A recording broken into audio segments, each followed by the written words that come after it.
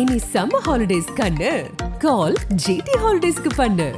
GT holidays, south India's #1 travel brand. Gunasekaran என்கிற படைப்பை குணா யார்? மதுரமங்கலம் பகுதியை சேர்ந்தவர் தான் குணசேகரன், என் குணசேகரன். ஒரு சின்ன சின்ன சின்ன சின்ன சண்டை தகராறுகள் சச்சரவுகளில் லோக்கலில் ஒரு ரவுடியாகவே படப்பை சைடில் வந்து அந்த மதுரமங்கலம் அந்த பகுதியில் சுற்றில இருக்கார். பணம் தான் ஒரு குறிக்கோள்னு இண்டஸ்ட்ரியல் அந்த பக்கம் வந்து தொழிலதிபர்களை மிரட்டுறது. ஒரு 15 ஆண்டுகளுக்கு முன்னாடி காஞ்சிபுரம் பைபாஸ் போடும்போது ஏராளமான கம்பெனிகள் வர ஆரம்பிச்ச உடனே ஸ்கிராப் பிஸ்னஸ், இப்போ யாராவது ஒரு ஸ்கிராப் எடுத்துகிட்டு இருப்பாங்க, நேராக அந்த கம்பெனியில் போய் அவங்க அண்டர் பண்ணுறது, இந்த ஸ்கிராப் எனக்கு தான் வேணும் அப்படின்னும் போது குணா வந்து டைரக்டாக ரவுடித்தனம் பண்ணாமல் பிபிஜி குமரன், பிபிஜி சங்கர் இவங்கெல்லாம் வந்து இங்கே என்ன அதிகபட்சத்துக்கு ஒரு ரவுடிக்குன்னா ஒரு 5 கோடி 2 கோடி சொத்து இருக்குன்னா, காஞ்சிபுரம் மாவட்டத்தில் இருக்கிற ரவுடிங்களுக்கு 100 கோடி 50 கோடி சொத்து வந்து அதிகமாக வருது. ஏன்னு கேட்டால் காஞ்சிபுரம் பெருசு, வருமானங்கள் ஜாஸ்தியாகும். கிராப் எடுத்தோன்னே நீங்கள் குணாவோட வீடியோவை பார்த்தீங்கன்னா ஒரு ஒரு ஒரு கொலை பண்ணுறாரு, அந்த கொலைக்கு போயிட்டு சிறைக்கு போயிட்டு வர்றாரு. 3 முறை அவர் குண்டர் சட்டம் போட்டிருக்காங்க, இப்போ 4வது முறை போட்டிருக்காங்க. சிறைக்கு போயிட்டு அவர் வெளியே வந்து அவர் வீடியோவை பார்க்குறீங்கன்னா ஒரு சாதாரண ஒரு கோயிலுக்கு போகும்போது ஒரு 100 பேர் கூட வராங்க. யூடியூப்லேயே இருக்குது, குணா வீடியோன்னு போட்டிங்கன்னா ஒரு கல்யாணத்துக்கு போனால் ஒரு 100 பேர் வராங்க. அப்போது ஒரு பாதுகாப்புக்கு வரவங்களா? எல்லா ரவுடிங்க அங்கே இருக்க சின்ன சின்ன சின்ன சின்ன ரவுடிகள் தான்.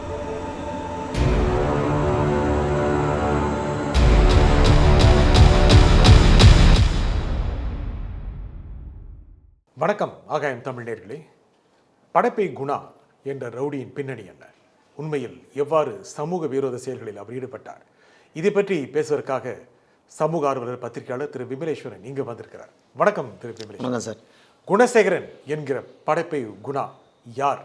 அதாவது காஞ்சிபுரம் மாவட்டம் மதுரமங்கலம் பகுதியை சேர்ந்தவர் தான் குணசேகரன், என் குணசேகரன்றவர். இவர் வந்து அங்கே வந்து ஒரு சின்ன சின்ன சின்ன சின்ன சண்டை தகராறுகள் சச்சரவுகளில் லோக்கலில் ஒரு ரவுடியாகவே படப்பை சைடில் வந்து அந்த மதுராமங்கலம் அந்த பகுதியில் சுற்றில இருக்கார். ஒரு 15 ஆண்டுகளுக்கு முன்னாடி நம்ம வண்டலூர் டு காஞ்சிபுரம் பைபாஸ் போடும்போது படப்பை, மணிவாக்கம், முடிச்சூர், படப்பை, வாஞ்சிவஞ்சேரி, செர்ப்பனஞ்சேரி, ஒரக்குடம், வாரணவாசி, வாலாஜபாத் இந்த பக்கம் ஃபுல்லாக வந்து சிப்காட் இண்டஸ்ட்ரியெல்லாம் மாறுது. சிப்காட்டுன்னு போகும்போது உங்களுக்கு ஒரு 2002 2003 ஆண்டுகளில் சிப்காட் அப்படியே மாறும்போது இண்டஸ்ட்ரிகள் நிறையா வருது. அந்த பக்கம் ஸ்ரீபெரும்புதூர், மணிமங்கலம், வாலாஜபாத், இந்த சைடு இருங்காட்டுக்கோட்டை, இங்கெல்லாம் வந்து செயின்ட் கோப்பன், நோக்கியா, உண்டாய் கார் கம்பெனி, இந்த மாதிரி ஏராளமான கம்பெனிகள் வந்து 2001 மேலே அங்கே ஏராளமான கம்பெனிகள் வர ஆரம்பித்தோடனே அங்கே காஞ்சிபுரத்தை சேர்ந்த பிரபல ரவுடிகள்லாம் வந்து ஒரு 2-3 பேர் இப்போ இறந்து போயிட்டாங்க. கடைசியாக காஞ்சிபுரத்தை சேர்ந்த ஒரு பிரபல ரவுடி வந்து நம்ம கம்போடியாவில் இறந்து போன ஸ்ரீதர் அவர் வந்து அந்த பக்கம் மாவட்டத்தில் பயங்கரமாக குலைச்சிக்கிட்டு இருந்த காலத்தில் பிபிஜி குமரன், பிபிஜி சங்கர் இவங்கெல்லாம் வந்து ஸ்கிராப் எடுக்கிறது தான் அங்கே தொழில். இப்போது வடசென்னை ரவுடிகளை பார்த்திங்கன்னா வெறும் கட்ட பஞ்சாயத்து, ஒரு சின்ன சின்ன கஞ்சாக்கள், கைமாற்றல், வெட்டுக்குத்து இப்படி தான் இருக்கும். பணம் கொழிக்கிற இடம்னு பார்த்தீங்கன்னா இங்கேன்னா அதிகபட்சத்துக்கு ஒரு ரவுடிக்குன்னா ஒரு 5 கோடி 2 கோடி சொத்து இருக்குன்னா, காஞ்சிபுரம் மாவட்டத்தில் இருக்கிற ரவுடிங்களுக்கு 100 கோடி 50 கோடி சொத்து வந்து அதிகமாக வருது. ஏன்னு கேட்டால் காஞ்சிபுரம் பெருசு, வருமானங்கள் ஜாஸ்தியாக அவங்களுக்கு. அங்கே ஆமாம், அங்கே ஒரு கம்பெனி. ஆமாம், ரவுடியின் சொத்து 50 கோடி 100 கோடி. ஆமாம், இதே குணா வீட்டுக்கு 2022 முன்னாள் மத்திய அமைச்சர் நைட்டு 10 மணிக்கு தன்னோட பிஎஸ்ஓ கூட தெரியாமல் ஒரு ரவுடி வீட்டுக்கு முன்னாள் அமைச்சர் வந்து முன்னாள் மத்திய அமைச்சர் ராதாகிருஷ்ணன் வந்து போகிறாரு. அவர் போகிறாருன்னா அப்போவே பிரபலமாக எல்லாரும் பேசப்பட்டது. என்னன்னு கேட்டால் அப்போ ஊடகங்கள் வாயிலாக வந்தது, ஒரே இரவில் குணாவால் 50 கோடி 100 கோடி பெரட்ட முடியும். ஏன்னா சுற்றி இருக்க இண்டஸ்ட்ரியல்ஸ் இதில் ஸ்கிராப், இது பணம் கொழிக்குது. அப்போ ஒவ்வொரு ரவுடிகளாக வந்து அங்கே வந்து உருவாக்கிட்டே இருக்காங்க. ஒரு ரவுடிகள் அவங்க காலம் போகும்போது இந்த ஸ்கிராப் பிஸ்னஸ், இப்போ யாராவது ஒரு ஸ்கிராப் எடுத்துகிட்டு இருப்பாங்க, நேராக அந்த கம்பெனியில் போய் அவங்க அண்டர் பண்ணுறது, இந்த ஸ்கிராப் எனக்கு தான் வேணும் அப்படின்னும் போது குணா வந்து டைரக்டாக ரவுடித்தனம் பண்ணாமல் பணம் தான் ஒரு குறிக்கோள்னு இண்டஸ்ட்ரியல் அந்த பக்கம் வந்து தொழிலதிபர்களை மிரட்டுறது, கட்ட பஞ்சாயத்து பண்ணுறது, இந்த இண்டஸ்ட்ரியில் இவருக்கு தான் கொடுக்கணும் டெண்டர். எப்படி உருவானார்? நீங்கள் சின்ன சின்ன கிரைம் பண்ணி தான், அதாவது அவர் மேலே 8 கொலை வழக்குகள் இருக்குது இது வரைக்கும். இந்த 8 கொலை வழக்குமே முன்விரோதம் காரணமாக இல்லை, எல்லாம் அந்த தொழில் போட்டி காரணமாக தான் பண்ணதாக இருக்குது. 12 கொலை முயற்சி வழக்கு இருக்குது. மொத்தம் வந்து அவர் மேலே காவல்துறை சொல்லுது 52 வழக்குகள் நிலுவையில் இருக்குது அப்படின்னு. 40 வழக்குகள் இருக்குது. ஆனால் அவருடைய தரப்புலேருந்து கடைசியாக ஒரு ஸ்டேட்மெண்ட் கொடுத்துருக்காங்க. இதெல்லாம் புனையப்பட்ட வழக்குகள் என் மீது, இதை நான் சட்டப்படி சந்திப்பேன், காவல்துறை மேலே புனையப்பட்ட வழக்குன்னு அவர் சொன்னாலும், ஒரு கொலை செய்துட்டு அவர் ஒரு ஒரு ஒரு ரவுடிக்காக சிறைக்கு போயிட்டு வராரு. காஞ்சிபுரத்தை சேர்ந்த ரவுடிய தனபால் அவங்க கூடலாம் போய் சிறைக்கு போயிட்டு வராரு. வந்த உடனே அவருக்கு ஒரு மாசு யங்ஸ்டராக வளர்ந்து வந்த உடனே, இப்போ நீங்கள் குணாவோட வீடியோவில் மாஸ் ஆயிட்டாரு. இப்போ குணாவோட ஒரு சின்ன கொலைகள், சின்ன அளவுக்கான குற்றங்கள் செய்தவர் மாஸ் ஆனது எப்படி? அதாவது படப்பை மன்னிவாக்கம் முடிச்சூர், இந்த பக்கம் உரக்கோடம் வல்லக்கோட்டை, இந்த பக்கம் ஸ்ரீபெரும்புதூர், இந்த பக்கம் ஸ்ரீபெரும்புதூர் டு இந்த பக்கம் இருங்காட்டுக்கோட்டை, இந்த பக்கம் படப்பை, இந்த சுற்றுப்பட்டு ஒரு 40 கிலோமீட்டரில் வேற எந்த ரவுடியுமே இல்லை. ஏன் இல்லை? ஏன் ரவுடிகள் இல்லைன்னா, அங்கே வந்து காஞ்சிபுரம் ஸ்ரீதர்னு ஒருத்தர் பெரிய ரவுடி அங்கே இருக்காரு, இந்த பக்கம் பிபிஜி சங்கர், இவங்க குமரன் இருக்காங்க. இந்த ஏரியாவில் வேற யாரும் இல்லை. அவர் வேற யாரும் இல்லைங்கிறதுக்கு உருவான வேற யாரும் இல்லைன்றதுனால அங்கே பசங்க வந்து அந்த அந்த பேக்கப் பசங்க எப்படின்னு கேட்டால், ஸ்கிராப் எடுத்தோன்னே நீங்கள் குணாவோட வீடியோவை பார்த்தீங்கன்னா, ஒரு ஒரு ஒரு கொலை பண்ணுறாரு, அந்த கொலைக்கு போயிட்டு சிறைக்கு போயிட்டு வர்றாரு. 3 முறை அவர் குண்டர் சட்டம் போட்டிருக்காங்க, இப்போ 4வது முறை போட்டிருக்காங்க. சிறைக்கு போயிட்டு அவர் வெளியே வந்து அவர் வீடியோவை பார்க்குறீங்கன்னா, ஒரு சாதாரண ஒரு கோயிலுக்கு போகும்போது ஒரு 100 பேர் கூட வராங்க, 100 பேர் வராங்க. யூடியூப்லேயே இருக்குது, குணா வீடியோன்னு போட்டிங்கன்னா ஒரு கல்யாணத்துக்கு போனால் ஒரு 100 பேர் வராங்க. அப்போது ஒரு பாதுகாப்புக்கு வராங்களா? எல்லா ரவுடிங்க அங்கே இருக்க சின்ன சின்ன சின்ன சின்ன ரவுடிகள், அதாவது 2021ஆம் ஆண்டு 2021ஆம் ஆண்டு டிசம்பர். அவருடைய குணாவோட தொண்டர் படையா இது? தொண்டர் படைகள்னா எப்படின்னா, ரவுடிகளுக்கு எப்படி சிஷியர்கள்னு சொல்லிக்கலாம். சரி. இப்போ இன்னைக்கு வந்து அவர், நீங்கள் நம்ம ரவுடின்னு சொன்னாவே வந்து நம்மளை வந்து கேள்வி கேட்பாங்க. ஏன்னு கேட்டால், இன்றைக்கி வந்து ஒரு பாஜகவோட ஒரு மாவட்ட ஓபிசி தலைவராக அவர் இருக்கார், ஓபிசி தலைவராக இருக்கார். அவர் கூட இருந்து வெளியே வந்தவர் தான் அந்த பட்டியலினை தலைவராக வந்து நெடுங்குன்றம் சூர்யான்றவர், அவர் கூட கொஞ்ச நாள் இருந்துட்டு வந்தார். இப்படியே இருக்கும்போது ஒரு குறுகிய காலத்தில் வந்து குணா வந்து பெரிய ரவுடியாக வளர்ந்துடுறாரு. குறிப்பிட்ட காலம்னா பார்த்தீங்கன்னா, நீங்கள் அந்த 2000 இல்லைங்கிறதுனால உருவானாருன்னு சொல்ல வந்தீங்க. ஆமாம். ஏன்னு கேட்டால், அந்த இண்டஸ்ட்ரியில் அந்த இடத்துல வளருது, யாருன்னா எதிர்த்து கேள்வி கேட்க பயப்படுறாங்கல்ல. இப்போ எதிர்த்துருவோம் ஒரு ரவுடி இருக்கணும்ல. குணாக்கு யாருமே பெரிய அந்த பக்கம் யாரும் இல்லையா, ரூட்டு கிளியர் ஆகிடுச்சு. பசங்க ஏராளமான பசங்கள் ஆயிடுறாங்க. அவங்களோட மனைவி கூட ஸ்ரீபெரும்புதூர் தொகுதியில் வந்து ஸ்ரீபெரும்புதூர் ஒன்றியத்தில் ஒரு கிராமத்தில் வந்து அவங்க வந்து ஒன்றிய வார்டு கவுன்சிலராக இருக்காங்க. இவர் வந்து ஒரு இப்போ மாவட்ட லெவலில் ஒரு போஸ்டிங்கில் இருக்கார். இவர் இருந்தாலும் இந்த குணா வந்து காஞ்சிபுரம் மாவட்டத்தில் தவிர்க்க முடியாத ஒரு பெரிய ரவுடி, குணா என்ற குணசேகரன். இவரை வந்து, அதாவது இந்த ஆட்சி அமைஞ்சதுக்கப்புறம் இவரை வந்து 3 முறை, ஆல்ரெடி 2 முறை குண்டர் சட்டத்தில் சிறைக்கு போயிட்டு வந்திருக்காரு.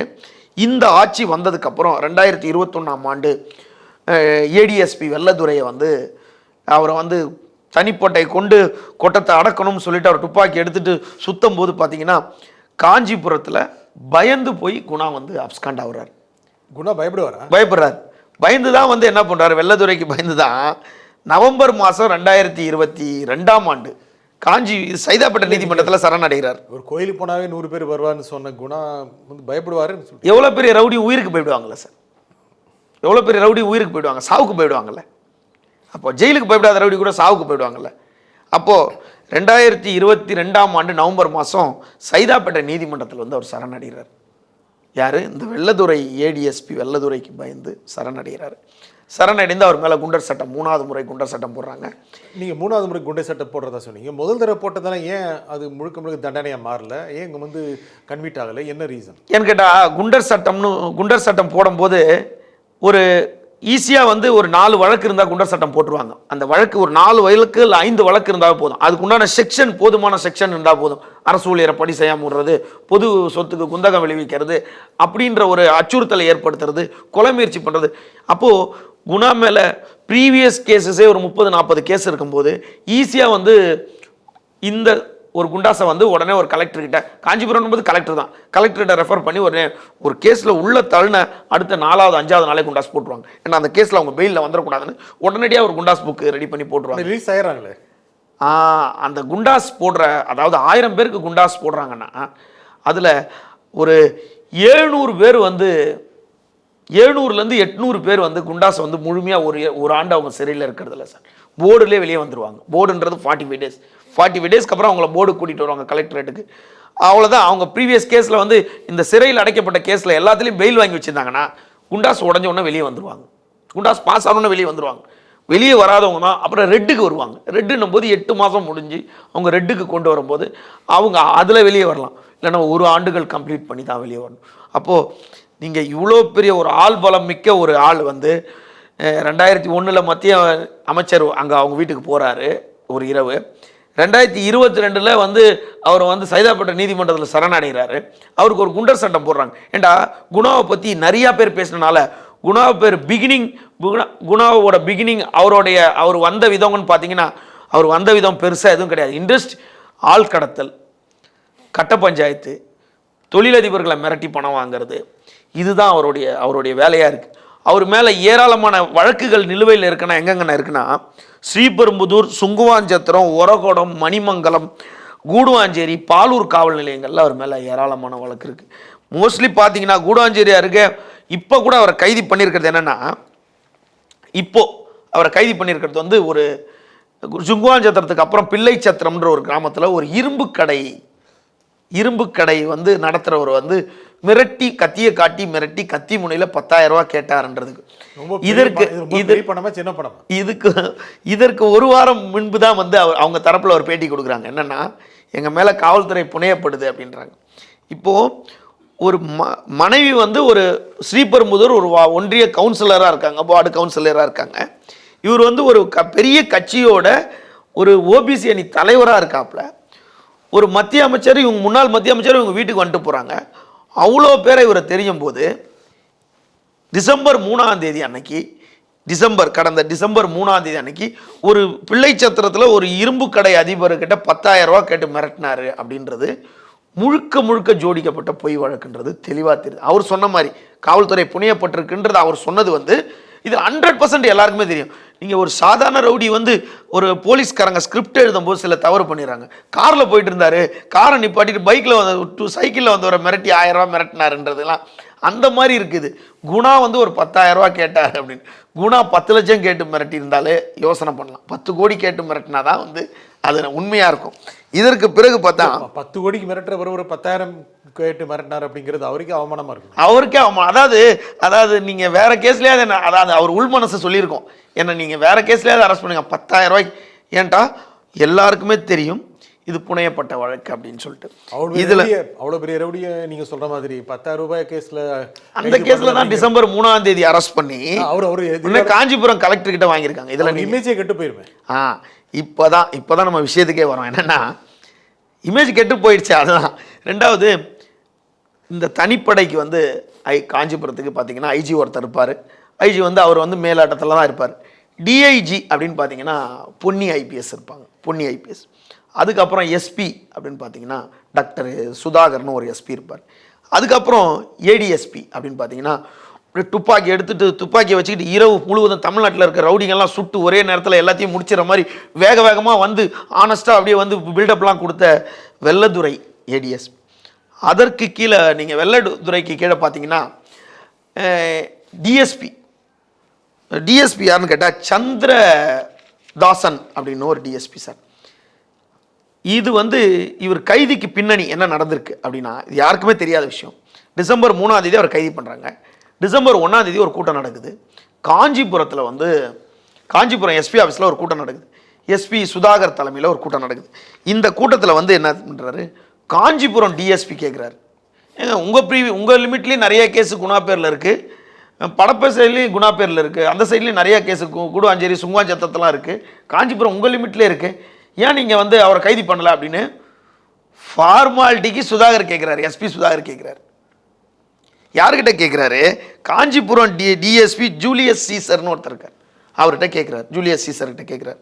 அவர் சொல்கிறாரு, ஏங்க நீங்கள் என்ன கேட்குறீங்க, குணாவை வந்து அரெஸ்ட் பண்ணுறதுக்கு ஒரு ஸ்பெஷல் டீம் போட்டிருக்கோமே, அந்த ஸ்பெஷல் டீம் தான் பணம் வாங்கிக்கிட்டு இருக்கேன் அவர்கிட்ட, உங்களோட ஸ்பெஷல் டீம் தான் பணம் வாங்குது அப்படின்னு சொன்ன உடனே அந்த மீட்டிங்கை அப்படியே அஃபிஷியலாக அப்படியே ஸ்டாப் பண்ணிவிட்டு எல்லாம் முடிச்சுட்டு இவரை தனியாக கூப்பிட்டு ஜூலியஸ் சீசர் அதாவது காஞ்சிபுரம் டிஎஸ்பியை கூப்பிட்டு எஸ்பி சுதாகர் பேசுகிறார்.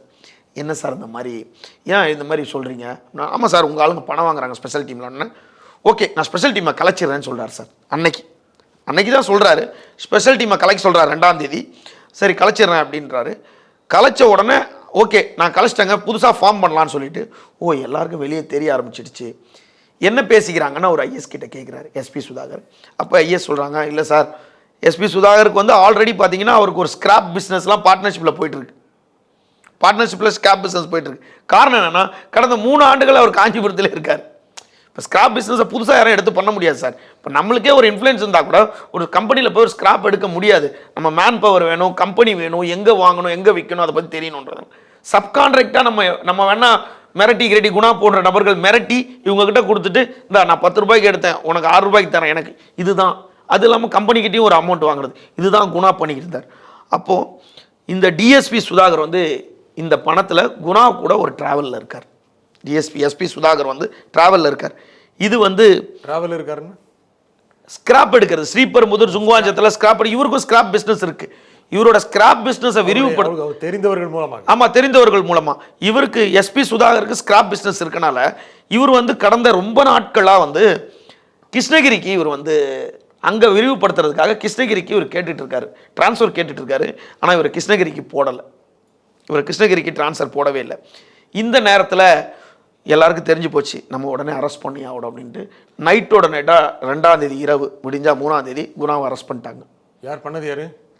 அதே ஸ்பெஷல் டீம் அரெஸ்ட் பண்ணுது. நல்லா கேட்டுங்க, அரெஸ்ட் பண்ண உடனே ஐஜி எங்கேயுமே ஸ்பாட்டுக்கு போக மாட்டாங்க, டிஐஜி எங்கேயுமே ஸ்பாட்டுக்கு போக மாட்டாங்க. பட் எஸ்பி ஏடிஎஸ்பி கம்பல்சரி போவாங்க. ஏன்னு கேட்டால் இந்த ஏடிஎஸ்பி தானே துப்பாக்கியை வச்சுக்கிட்டு நான் சுட போகிறேன் எல்லாரையும். அதாவது காஞ்சிபுரம் லிமிட்டுக்கு அவர் வர்றாரு, எங்கிறதோ அவரை கொண்டு வராங்க. காஞ்சிபுரத்தில் பெரிய ரவுடி யார்? குணா. இப்போ குணாவை நம்ம என்கவுண்டர் பண்ணுங்கன்ற விஷயத்துக்கு நம்ம போகல, குணாவை என்கவுண்டர் பண்ணாததுக்கு காரணத்தை தான் நம்ம சொல்கிறோம். சின்ன ரவுடிகளை காஞ்சிபுரத்தில் என்கவுண்டர் பண்ண நபர்கள் இதே வெள்ளதுறையால் ஏன் குணாவை என்கவுண்டர் பண்ண முடியல?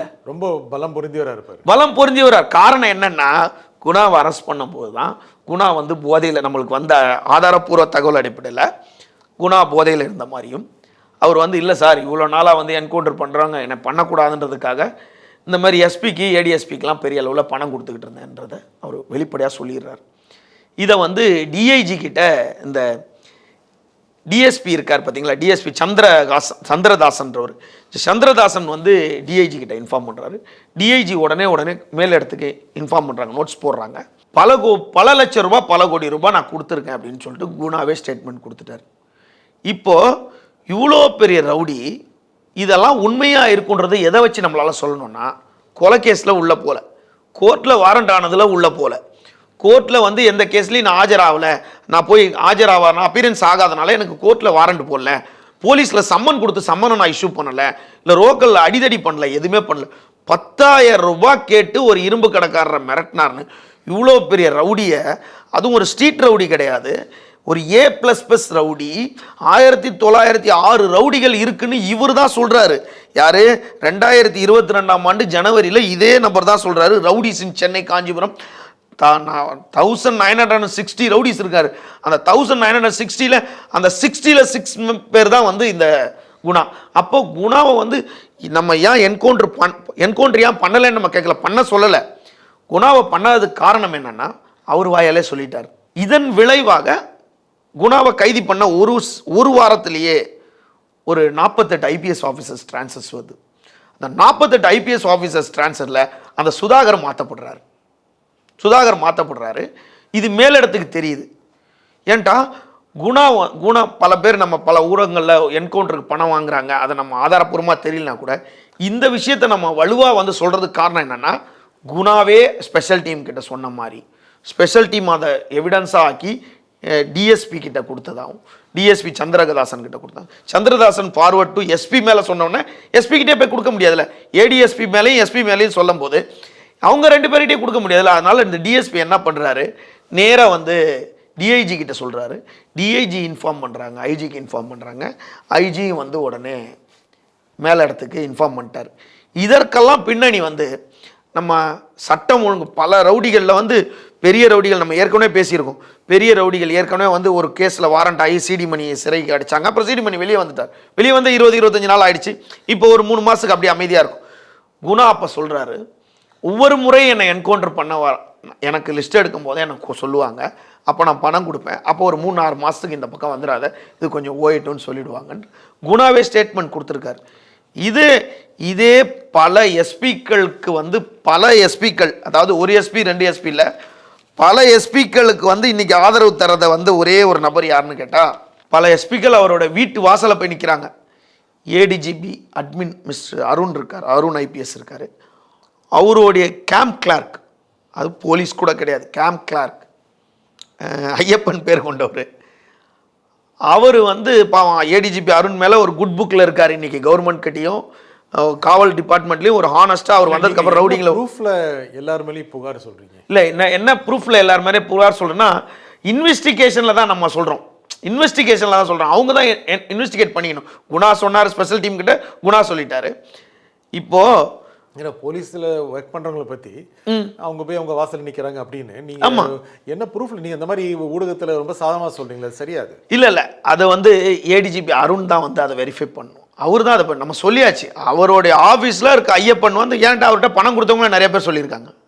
பணம் கொடுத்தவங்கள நிறைய பேர் அப்படின்னு ஒரு ஸ்டேட் அப்படின்னு ஒரு என்கொயரி வச்சாங்கன்னா அதை நம்ம சொல்லிடுவோம்ல, அவங்ககிட்ட சொல்லிடுவோம்ல. ஏன்டா எவிடன்ஸ் இல்லாமல் நீங்கள் நம்ம எவிடன்ஸ் இல்லாமல் எந்த விஷயத்தையும் பேசுறதில்லை, இது வரைக்கும் ஆதாரம் பூர்வம் இல்லாமல் பேசுறதில்லை.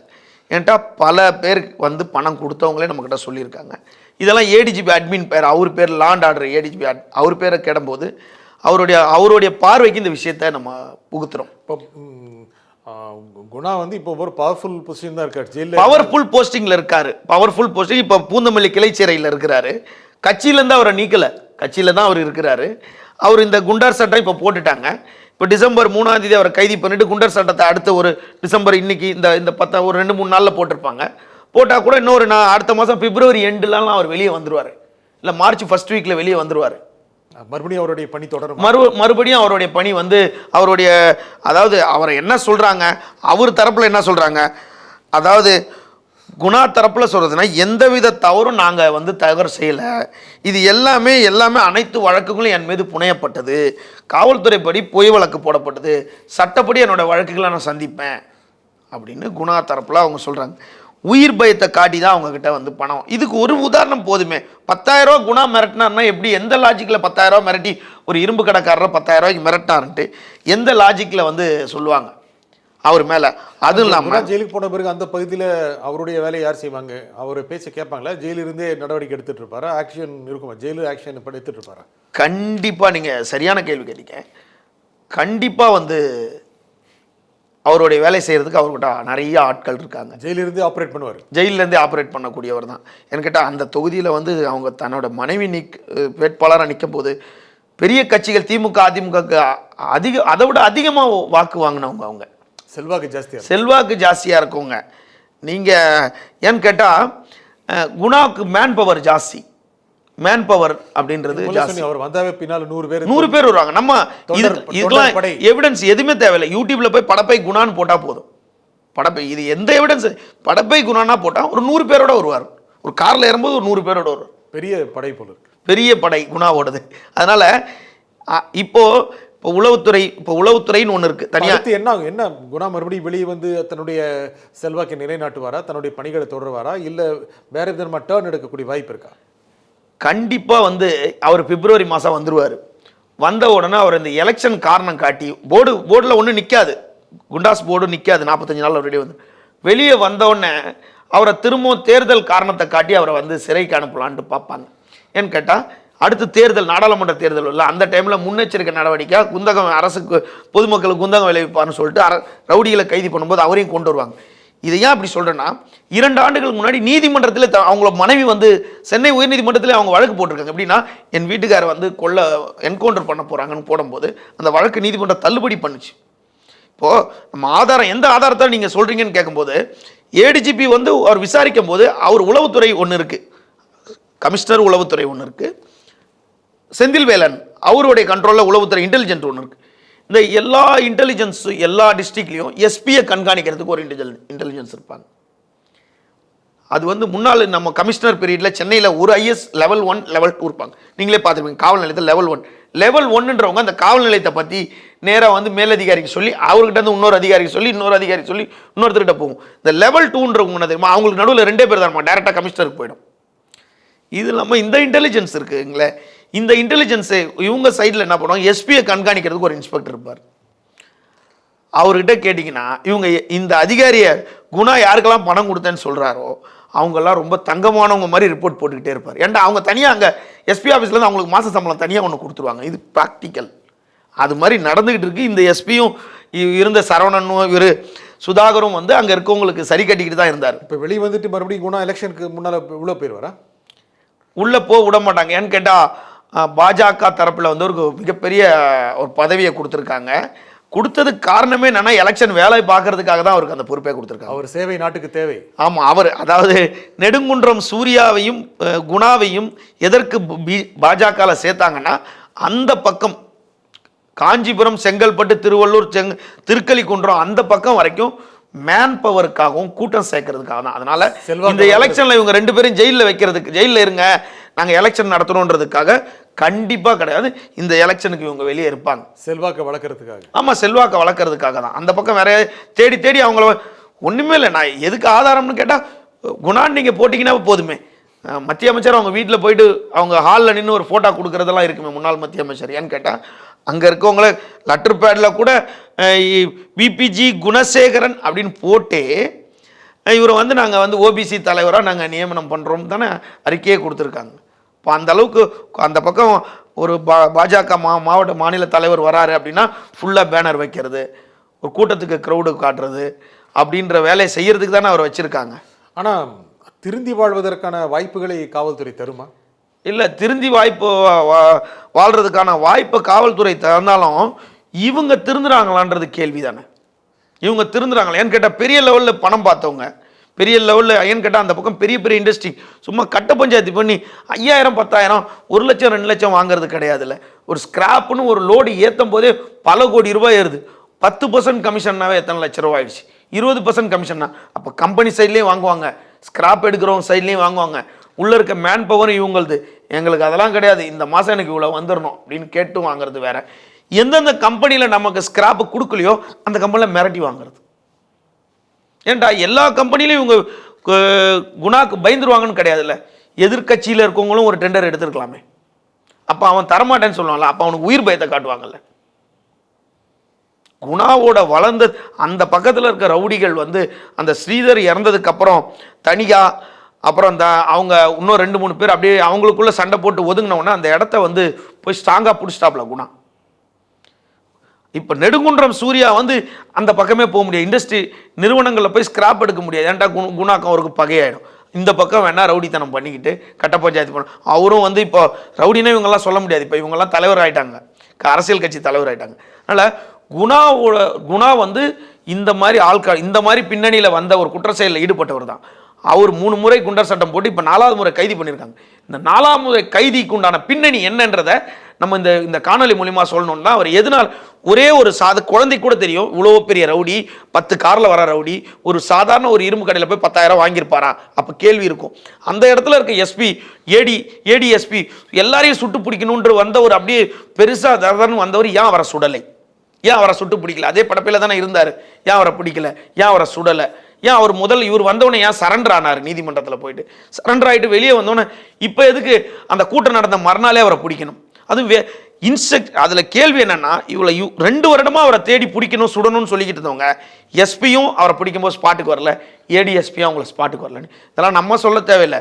இன்டெலிஜென்ஸ் ரிப்போர்ட்டு நேராக போய்கிட்டு தான் இருக்கு. சார், இன்னும் குணாவோட கதை இன்னும் நீளமாக தொடரும். ஆமாம், வெளியே வந்த பிறகும். ஆமாம், வெளியே வந்ததுக்கு அப்புறம். இந்த நிகழ்ச்சியில் கலந்து கொண்டு உங்கள் கருத்துக்களை குறிமைக்காக திரு விமலேஸ்வரன் மிக்க நன்றி. நன்றி சார், நன்றி. மீண்டும் ஒரு நிகழ்ச்சி சந்திப்போம். நன்றி, வணக்கம். இனி சம்மர் ஹாலிடேஸ் கண்ணு கால் ஜிடி ஹாலிடேஸ்க்கு பண்ணு. GT holidays, south India's #1 travel brand.